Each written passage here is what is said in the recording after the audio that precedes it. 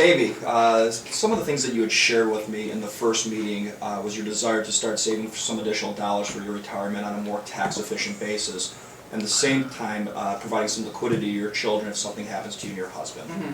So what I'm going to be going through today is an investment concept, and it really doesn't make a difference what type of an investor you are. If you're a conservative investor, that's fine. If you're an aggressive investor, that's fine as well. Okay. How you choose to invest your assets is really up to you, your risk tolerance, and the team you employ here at UBS with your advisor.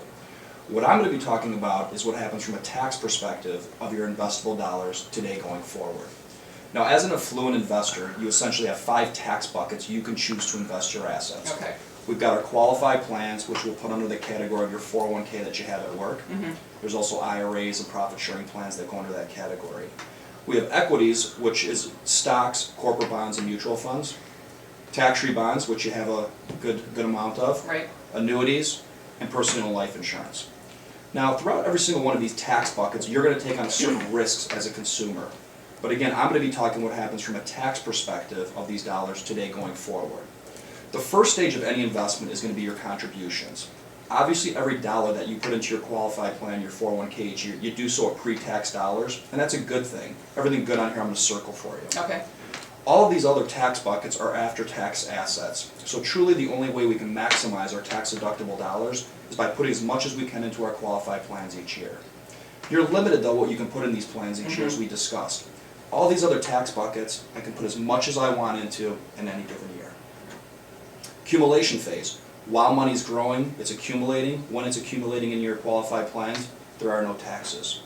Equities are taxed each year. We have short-term gains, we have dividends, things of that nature. So we're paying taxes on that every year. Okay. Tax-free bonds are going to be tax-free income. Annuities are going to be deferred, and so is the life insurance.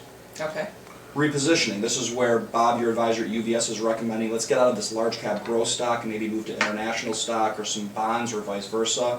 When we do that in our qualified plans, there are no taxes. Okay. Equities, assuming Bob did a great job and we have some growth on those taxes, on those investments, we're not paying any tax. We are paying taxes on that.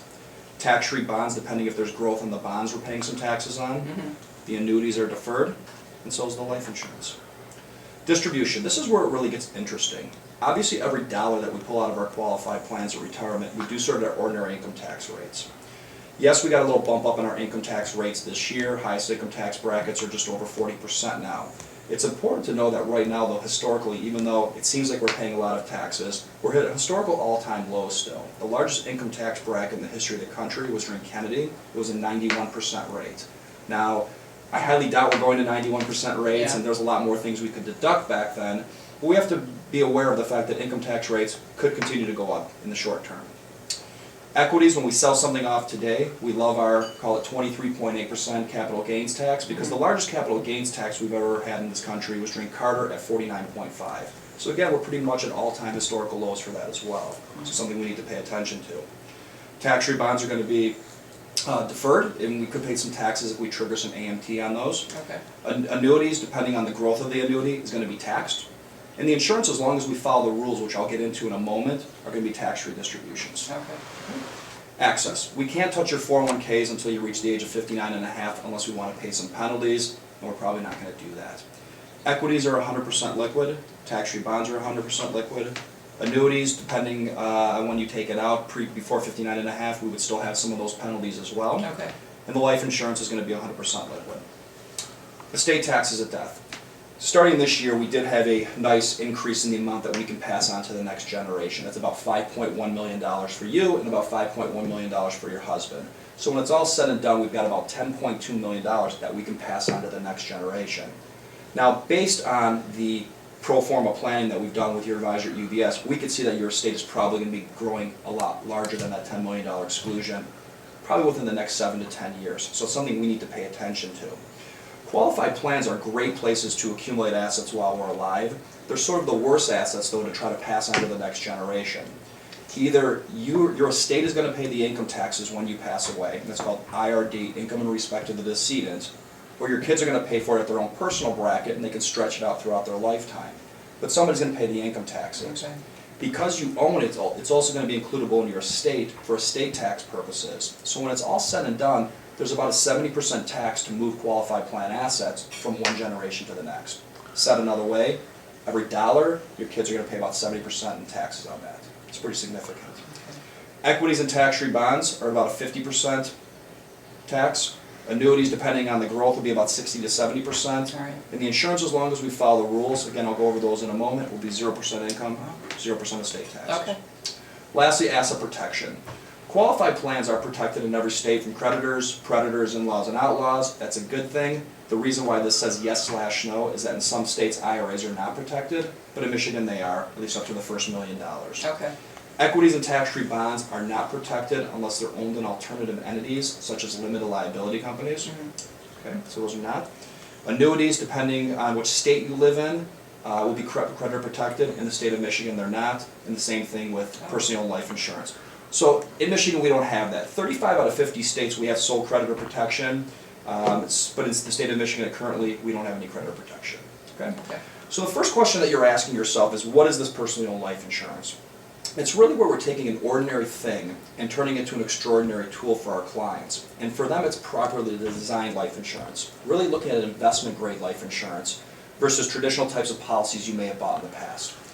How most insurance is sold is for you to buy the most amount of death benefit for the least amount of premium for a specific need. Whether that need is family income, and we've discussed that we're going to need some more term insurance for your family income needs. It could be for estate planning purposes, it could be for your business. We want the highest death benefit for the least cost. What we're doing in this concept is the exact opposite. Once we get an understanding of what you and your husband want to contribute, we're going to buy the least amount of life insurance that they'll allow under federal law. And the reason is we don't want a lot of life insurance. What we want are the lifetime benefits that the insurance can provide.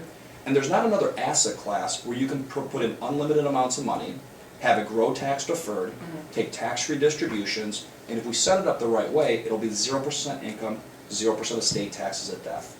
But we've got to follow a couple rules. Rule number one I mentioned, we're going to put in the most to get the least amount of death benefit.